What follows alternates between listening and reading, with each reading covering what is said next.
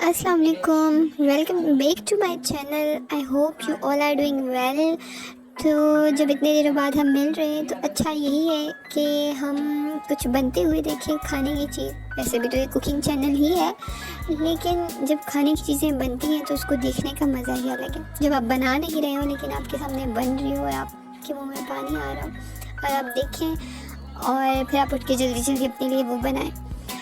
तो इसी तरह की एक डिश है जो आपको समझ आ चुकी है अभी तक।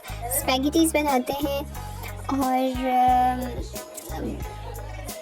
बहुत ही मज़े की हैं ये स्पैगेटीज़, क्योंकि अभी तो ये वीडियो बन चुकी है, हमने खाई, बहुत मज़े की स्पाइसी थी।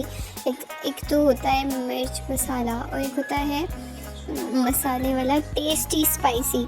तो बिल्कुल उसी तरह की ये बनी थी।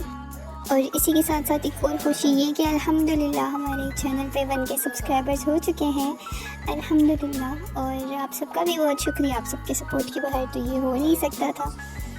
तो अभी चलें फिर हम और क्या करें, स्पैगेटीज़ बनते हुए देखते हैं। एंड तक ज़रूर देखिएगा और लाइक शेयर और कमेंट ज़रूर कीजिएगा। Thank you.